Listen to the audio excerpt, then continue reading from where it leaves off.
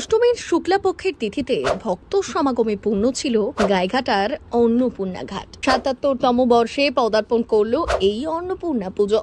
সেই সঙ্গে চলছে যমুনা স্নানও। প্রতি বছরের মতো এবছরও বহু পুণ্যার্থী এখানে এসেছেন পূর্ণ স্নানের জন্য। ভোর থেকেই ফুল, বেলপাতা ও বিশেষ মন্ত্রপাঠের মাধ্যমে পুজো পাঠ শুরু হয়ে গিয়েছে এই যমুনা ঘাটে। সবাই যেখানে যেতে চায় সেখানে যেতেই পারে। আমার যতটুকু জানা আছে, ঠাকুর যেখানে বসবাস করে সেখানে সবাই আসবে। ঘটনা প্রসঙ্গে জানা যায়, বাংলাদেশের নারায়ণগঞ্জে চলে এই পুজো। আজ থেকে ৭৬ বছর আগে দেশভাগের সময় কিছু মানুষ ওপার বাংলা থেকে এখানে এসে গাইঘাটার এই যমুনা ঘাটকে বেছে নেয় পুজো করার জন্য। সেই থেকে পূর্বপুরুষদের প্রথা মেনে আজও এই ঘটেই এই অন্নপূর্ণা পুজো হয়ে আসছে। এখানে স্নান প্রায় ২০ বছর ধরে আসছে। আমি চাঁদপাড়া থেকে এসেছি। পূর্ণ হয়েছে বলে প্রত্যেক বছর বছর আমরা এখানে আসা হয়। যেখানে প্রতি বছর ভিড় জমান অসংখ্য মানুষ।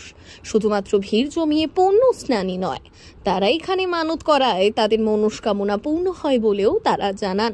তাই ভক্তরা এখানে এসে তাদের মনের ইচ্ছের কথা জানান মাকে। এখানে অনেক বছর আপনি কোথা থেকে এসেছেন? আমি হাবড়া থেকে এসেছি, হাবড়া জয়গাছি। এখানে স্নান করেছি সববার। গাইঘাটার এই অন্নপূর্ণা ঘাটে টানা ৩ দিন ধরে মেলা বসে।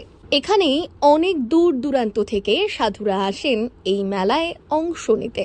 জানা গিয়েছে এই দান, ধ্যান এবং দক্ষিণা যা আসে তা থেকেই মন্দিরের উন্নয়নমূলক কাজ করা হয়।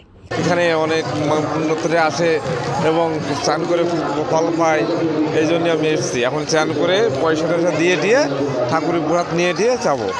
মানে হয় তাই জানে, আমারও হবে। আমি অনেক সময় হয় লোকের বলে অনেক হ্যাঁ অনেক নিশ্চয়ই উপকার আছে, ভালো, এই জন্যই তো এসছে।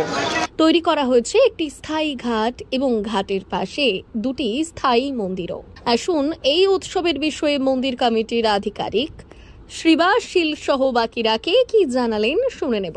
তৎকালীন পূর্ব পাকিস্তান অধুনা বাংলাদেশে যে নাঙ্গলবন্ধে স্নান হতো, তারই অনুকরণে ওখান পূর্ববঙ্গ থেকে আসা কতিপয় ধর্মপ্রাণ ব্যক্তি এখানে ৭৬ বছর আগে শুরু করেন নাঙ্গলবন্ধের অনুকরণে এখানে ব্রহ্মপুত্র স্নান বা মহা অষ্টমী স্নান। এই জায়গাটার নাম আমকোলা প্রেমতলা মহা অষ্টমীর এই স্নান এইবার নিয়ে ৭৭তম বর্ষে পদার্পণ করলো।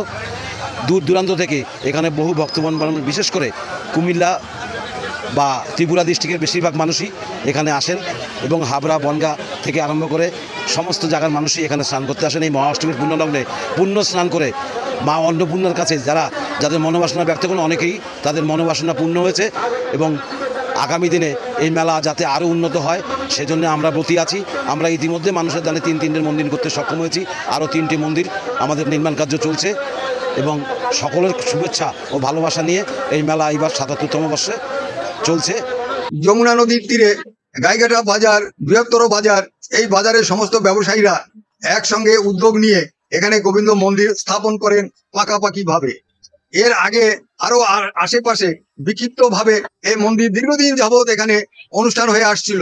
তো এখন বর্তমানে এই যমুনা নদীর তীরে পাকাপাকি ভাবে গোবিন্দ মন্দির তথা মা কালীর মন্দির অর্থাৎ মায়ের মন্দির, আরো আছে শিব মন্দির, বাবা মহেশ্বরের মন্দির, সঙ্গে রয়েছে লোকনাথ বাবার মন্দির। তো এই সব কিছু মিলিয়ে এখানে একটা মহা মিলন ক্ষেত্র তৈরি হয়েছে। ব্যুরো রিপোর্ট, ভুবন রাম সংবাদ।